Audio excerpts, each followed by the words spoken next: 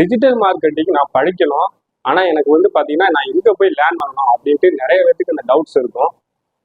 So college students நீங்கள் படிக்கிறீங்க அப்படின்னா காலேஜில் வந்து பார்த்தீங்கன்னா நிறைய பேருக்கு கோடிங் நாலேஜஸ் வந்து ரொம்பவே ஆவரேஜாக இருக்கும். பட் ஆனால் அவங்க என்ன நினைப்பாங்கன்னா நம்ம ஐடி ஃபீல்டுக்குள்ளே எப்படியாவது உள்ள என்ட்ரி ஆகணும்னு நினைப்பாங்க. அப்போ டிஜிட்டல் மார்க்கெட்டிங் வந்து பார்த்தீங்கன்னா இது ரொம்பவே நல்ல ஃபீல்டு. ஏன்னா கோடிங் நாலேஜஸ் ஓரளவுக்கு ஆவரேஜ் இருந்தால் போதும், ஈஸியாகவே நீங்கள் வந்து ஃபீல்டுக்குள்ளே என்ட்ரி ஆகலாம். ஸோ ஃபஸ்ட்டு எங்கே போய் நீங்கள் லேர்ன் பண்ணணும் அப்படின்னா நிறைய பேர் பார்த்தீங்கன்னா ஸோ மோஸ்ட்லி எல்லா மெட்ரோ சிட்டிஸ்லையும் பார்த்தீங்கன்னா டிஜிட்டல் மார்க்கெட்டிங்லேயே செப்பரேட்டாக ட்ரைனிங் கிளாஸ் இருக்குது. ஸோ அங்கே வந்து மோஸ்ட்லி பேமெண்ட் அதிகமாக இருக்கும், கோச்சிங் எப்படி இருக்குன்னு தெரியல. பட் ஆனால் என்னை பொறுத்த வரைக்கும் என்னன்னா ஒரு ட்ரைனிங் சென்டரில் போய் நீங்கள் ஃபீஸ் கட்டி நீங்கள் அங்கே லேர்ன் பண்ணுறதோட ஒரு 2 to 3 months start up level கம்பெனியில் போய் ஜாயின் பண்ணுங்க.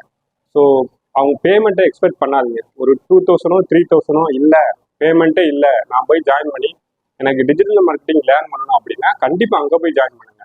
ஏன்னா அங்கே தான் வந்து ரியல் டைமாக ப்ராக்டிக்கலாகவே வந்து பார்த்தீங்கன்னா நீங்கள் ஒர்க் பண்ண முடியும். ஒர்க் பண்ணும்போது தான் அதில் உள்ள என்னென்ன ப்ராப்ளம் வருது, ஸோ பேசிக்காக என்னென்ன பண்ணுறாங்க அப்படிங்கிற ஒரு ஐடியா உங்களுக்கு கிளாரிட்டியாக கிடைக்கும். இதே நீங்கள் ட்ரைனிங் சென்டரில் போகும்போது ஸோ உங்களுக்கு எடுக்கிற ஸ்டாஃப் பார்த்தீங்கன்னா அவர் ப்ரொஃபஷனல் டிஜிட்டல் மார்க்கெட்டிங்காக இருக்காரா இல்லையானே நமக்கு தெரியாது. பட் அவர் என்ன நினைப்பாருன்னா ஸோ நமக்கு 1 or 2 hour கிளாஸ் இருக்குது, ஸோ மோஸ்ட்லி அதை கம்ப்ளீட் பண்ணணும்னு நினைப்பாங்க. அது தியரிட்டிக்கலாக இருந்தால் ரொம்பவே உங்களுக்கு கஷ்டம். ஏன்னா தியரிட்டிக்கலோட ப்ராக்டிக்கலாக நீங்கள் ஒர்க் பண்ணும்போது தான் உங்களுக்கு ஈஸியாக வந்து புரியும்.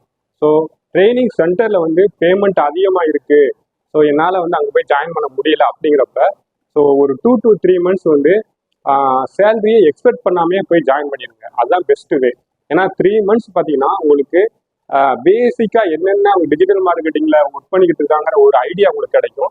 அதே மாதிரி ரியல் டைமாக சின்ன சின்ன ஒர்க்கு வந்து உங்களுக்கு அசைன் பண்ணுவாங்க. அதை பண்ணும்போது உங்களுக்கு நிறையவே ஸ்கில் வந்து இம்ப்ரூவ் ஆகும்.